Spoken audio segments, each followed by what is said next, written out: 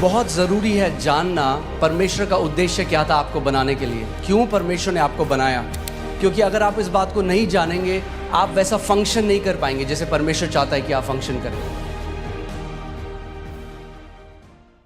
उत्पत्ति 1:26 पढ़ेंगे, इसमें लिखा है, फिर परमेश्वर ने कहा, हम मनुष्य को अपने स्वरूप के अनुसार अपनी समानता में बनाएं और वे समुद्र की मछलियों और आकाश के पक्षियों और घरेलू पशुओं और सारी पृथ्वी पर और सब रेंगने वाले जंतुओं पर जो पृथ्वी पर रेंगते हैं क्या करें? जोर से बोलिए, क्या करें? अधिकार करें। आमीन। जब परमेश्वर ने मनुष्य को बनाया सबसे पहले, तो अब परमेश्वर अपनी इंटेंशन को या अपने उद्देश्य को बोल रहा है कि मैं क्यों मनुष्य को बना रहा हूं। वो कह रहा है, और यहां पे जो परमेश्वर है वो प्लूरल है, यहां पे हम देखते हैं वो त्रिएक परमेश्वर, पिता, पुत्र और पवित्र आत्मा। यहां पर वो कह रहे हैं कि हम मनुष्य को, आओ हम, लेट अस, इंग्लिश बाइबल कहती है अस, यानी एक नहीं, अस, हम। यहां बाइबल में मैं नहीं लिखा, क्या लिखा है? हम। परमेश्वर कह रहा है हम, यानी पिता, पुत्र, पवित्र आत्मा कह रहे हैं कि हम मनुष्य को क्या करेंगे? अपने स्वरूप में और अपनी समानता में बनाएंगे। सो यू विल सी, आप देखेंगे कि ये पहली जगह है जहां पे परमेश्वर अपना उद्देश्य बता रहा है मानव जाति के लिए। और जब आप इसको समझेंगे तो आप जानेंगे कि क्यों परमेश्वर ने आपको रचा है और आपका उद्देश्य इस पृथ्वी में क्या है। आमीन। वो कह रहा है, मैं उनको अपनी समानता में बनाऊंगा, अपने अनुसार, अपने स्वरूप में बनाऊंगा, और फिर वो क्या करेंगे? बोलिए, अधिकार रखेंगे। मगर ये अधिकार नॉर्मल अधिकार नहीं है। ये अधिकार, इंग्लिश का वर्ड डोमिनियन है, जिसका मतलब है शासन अधिकार, या जिसको बोलते हैं प्रभुत्व। कि वो क्या करेंगे पृथ्वी पे? बोलिए, प्रभुता करेंगे, प्रभुता करेंगे। सो परमेश्वर का इंटेंशन मनुष्य को बनाने का ये था कि मनुष्य जो है वो प्रभुता करेगा। आमीन। सो इस बात को समझिए, परमेश्वर ने आपको जब बनाया, आपके डीएनए में उसने शासन अधिकार डाला है। मैंने आपको पहले ही बताया था, आप एक चम्मच से भी एक कील को कसने की कोशिश कर सकते हैं, मगर चम्मच उसके लिए नहीं बनी थी। आप किसके लिए बनाए गए? प्रभुता करने के लिए। बोलिए, प्रभुता करने के लिए। शैतान नहीं चाहता आप इस बात को जाने, क्योंकि सब रेंगने वालों के ऊपर भी प्रभु ने कहा तुम प्रभुता करोगे। और अदन की वाटिका में क्या आया था? रेंगने वाला आया था, मगर उन्होंने प्रभुता नहीं करी उसके ऊपर। इंग्लिश बाइबल कहती है, everything that creepeth upon the face of the earth, जो रेंगने वाला है। आमीन। सो परमेश्वर ने जब हमको बनाया, मैंने आपको पहले भी बताया था कि परमेश्वर, जेनेसिस में लिखा है, आदि में उसने आकाश और पृथ्वी की रचना करी। आकाश या हेवेंस जो बाइबल में कहती है, वो बात करता है अनसीन रेल्म की, अनदेखी। परमेश्वर का जो राज्य है आप इन आंखों से नहीं देख सकते, मगर वो इस जो आप आंखों से देख रहे हैं उससे भी ज्यादा वो रियल है। आमीन। उससे ज्यादा वो रियल है। आप आंखों से उसको नहीं देख सकते, बट वो रियल है। और परमेश्वर ने पृथ्वी की रचना करी।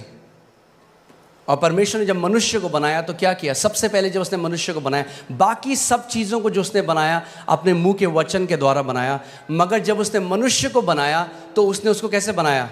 अपने हाथों से उसने मिट्टी ली और एक मिट्टी से उसने हमारे शरीर को बनाया और अपनी आत्मा को मनुष्य के अंदर डाल दिया, जिसको हम इंग्लिश का शब्द ह्यूमन है, जो दो शब्द से मिलकर आता है, ह्यूमस यानी मिट्टी, और मैन जो हिब्रू भाषा में इश जिसका मतलब है आत्मा।